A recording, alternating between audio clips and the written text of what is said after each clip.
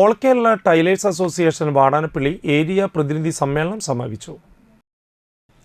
Vadanappally EMS സാംസ്കാരിക നിലയത്തിൽ ചേർന്ന യോഗം AKTA തൃശൂർ ജില്ലാ സെക്രട്ടറി MK പ്രകാശൻ ഉദ്ഘാടനം ചെയ്തു. ബില്ല് കേരളത്തിലെ തയ്യൽ തൊഴിലാളികൾക്ക് വേണ്ടി അവതരിപ്പിക്കപ്പെടുകയാണ്.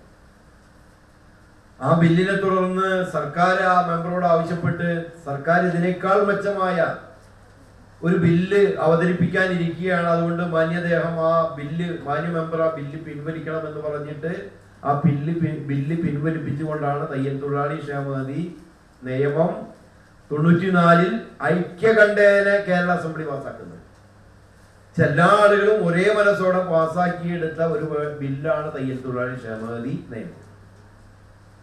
അത് നടപ്പിലാക്കുന്നതിന് വേണ്ടി വീണ്ടും നമ്മൾ കാത്തിരിക്കേണ്ടി വന്നു. 96 അന്നത്തെ മുഖ്യമന്ത്രിയായിരുന്നിട്ടുള്ള AK ആന്റണിയുടെ വസതിയിലേക്ക് അതിശക്തമായ മാർച്ച് നടത്തിക്കൊണ്ടാണ് തയ്യൽ തൊഴിലാളി ക്ഷേമനിധി നിയമം കേരളത്തിൽ നടപ്പിലാക്കാൻ ആവശ്യമായ സമ്മർദ്ദം ഈ സംഘടന ചെലുത്തിയത്.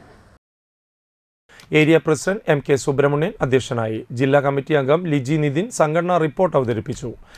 Area secretary VS Krishnan, treasurer Suchitra Santhosh, Swapna Radhakrishnan, Shiji Ramesh, Mini Sudheer, Ruby Unnikrishnan തുടങ്ങിയവർ സംസാരിച്ചു.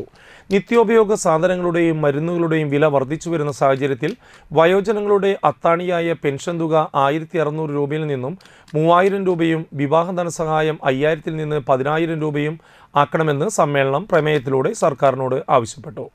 ഭാരവാഹികളായി president MK Subramanian, secretary VS Krishnan, treasurer Suchitra Santhosh എന്നിവരെ തെരഞ്ഞെടുത്തു.